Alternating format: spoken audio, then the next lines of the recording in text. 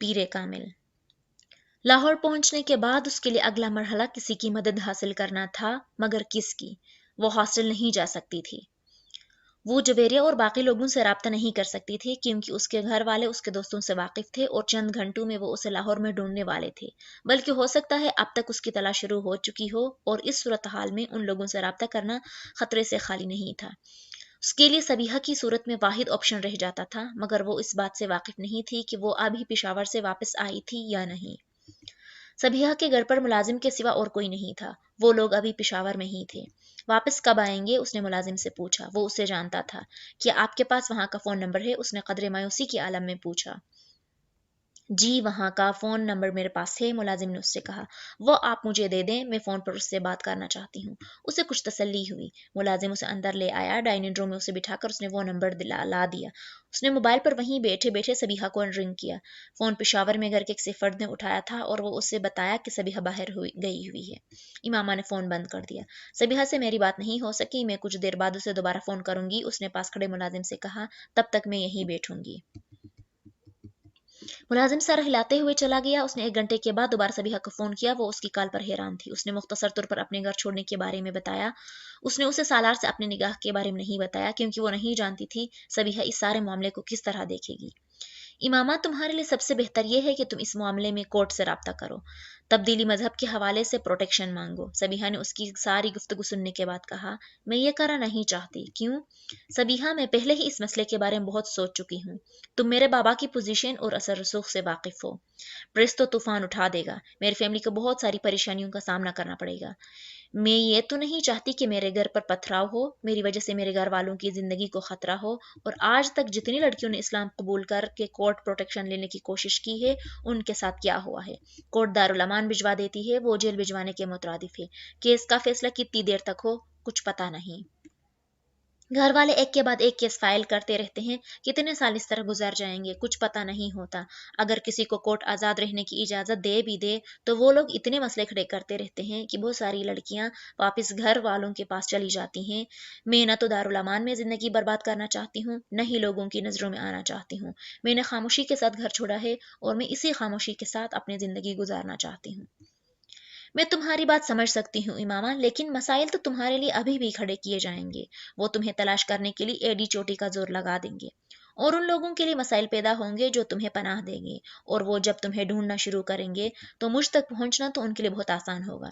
تمہاری مدد کر کے ہمیں بہت خوشی ہوگی، مگر میرے ابو یہی چاہیں گے کہ مدد چھپ کر کرنے کے بجائے کھل کر کی جائے، اور کورٹ اس معاملے میں یقیناً تمہارے حق میں اپنا فیصلہ دے گا۔ تم ابھی میرے گھر پر ہی رہو، میں اس بارے میں ملازم کو کہہ دیتی ہوں، اور آج میں ابو سے بات کرتی ہوں، ہم کوشش کریں گے کل لاہور واپس آ جائیں۔ امامہ نے ملازم کو بلا کر فون اس کے حوالے کر دیا۔ سبیحہ نے ملازم کو کچھ ہدایات دی اور پھر رابطہ منقطع کر دیا۔ میں سبیحہ بی بی کا کمرہ کھول رہا ہوں، آپ وہاں چلی جائیں، ملازم نے اس سے کہا۔ وہ سبیحہ کے کمرے میں چلی آئی، مگر اس کو تشویش اور پریشانی میں اضافہ ہو گیا۔ وہ سبیحہ کے نقطۂ نظر کو سمجھ سکتی تھی۔ وہ یقیناً یہ نہیں چاہتی تھی کہ خود سبیحہ اور اس کی فیملی پر کوئی مصیبت آئے۔ اس معاملے میں سبیحہ کے اندیشے درست تھے۔ اگر ہاشم مبین کو یہ پتہ چل جاتا کہ اسے سبیحہ کی فیملی نے پناہ دی تھی تو وہ ان کے جانی دشمن بن جاتے۔ شاید اس لیے سبیحہ نے اس سے قانون کی مدد لینے کے لیے کہا تھا، مگر یہ راستہ اس کے لیے زیادہ دشوار تھا۔ جماعت کی اتنے بڑے لیڈر کی بیٹی کا اس طرح مذہب چھوڑ دینا پوری جماعت کے منہ پر تمانچے کے مترادف تھا، اور وہ جانتے تھے کہ اس سے پورے ملک میں جماعت اور خود ان کے خاندان کو کتنی عزت پہنچے گی، اور وہ اس بے عزتی سے بچنے کے لیے کسی حد تک جا سکتے تھے۔ امامہ جانتی نہیں تھی، مگر اندازہ کر سکتی تھی۔ وہ سبیحہ کے کمرے میں داخل ہو رہی تھی جب اس کے ذہن میں ایک دھماکے کے ساتھ سیدہ مریم سبتلی کا خیال آیا تھا۔ وہ سبیحہ کی دوست اور کلاس فیلو تھی، وہ اس سے کئی بار ملتی رہی تھی۔ ایک بار سبیحہ کے گھر پر ہی مریم کو اس کے اسلام کا قبول کرنے کا پتہ چلا تھا۔ وہ شاید سبیحہ کی واحد دوست تھی جسے سبیحہ نے امامہ کے بارے میں بتا دیا تھا، اور مریم بہت حیران نظر آئی تھی۔ تمہیں اگر کبھی میری کسی مدد کی ضرورت ہوئی تو مجھے ضرور بتا دینا، بلا جھجک میرے پاس آ جانا، اس نے بڑی گرمجوشی کے ساتھ امامہ سے ہاتھ ملاتے ہوئے کہا۔ بعد میں بھی امامہ سے ہونے والی ملاقاتوں میں وہ ہمیشہ اسے اسی گرمجوشی کے ساتھ ملتی رہی تھی۔ وہ نہیں جانتی تھی کہ اسے اس کا کیوں خیال آیا تھا، یا وہ کسی حد تک اس کی مدد کر سکتی تھی، مگر اس وقت اس نے اس سے بھی رابطہ کرنے کا فیصلہ کیا۔ اس نے موبائل سے فون کرنا چاہا، مگر موبائل کی بیٹری ختم ہو چکی تھی۔ اس نے اسے ریچارج کرنے کے لیے لگایا اور خود لاؤنج میں آ کر اپنی ڈائری سے مریم کا نمبر ڈائل کرنے لگی۔ فون ڈاکٹر سبتلی نے اٹھایا تھا۔ मैं मरियम से बात करना चाहती हूँ, मैं उनकी दोस्त हूँ। उसने अपना तारुफ करवाया। उसने पहली बार मरियम को फ़ोन किया था। मैं बात करवाता हूँ, उन्होंने फ़ोन होल्ड करने का कहा। कुछ सेकंड्स के बाद इमामा ने दूसरी तरफ मरियम की आवाज़ सुनी। हेलो, हेलो मरियम, मैं इमामा बात कर रही हूँ। इमामा, इमामा हाशिम, मरियम ने हैरानी से पूछा। हाँ, मुझे तुम्हारी मदद की ज़रूरत है। वो उस अपने बारे में बताती गई। दूसरी तरफ मुकम्मल खामोशी थी। जब उसने बात ख़त्म की तो मरियम ने कहा, तुम इस वक्त कहाँ हो? मैं सबीहा के घर पर हूँ, मगर सबीहा के घर पर कोई नहीं है, सबीहा पेशावर में है। उसने सबीहा के साथ होने वाली गुफ्तगू के बारे में उसे नहीं बताया।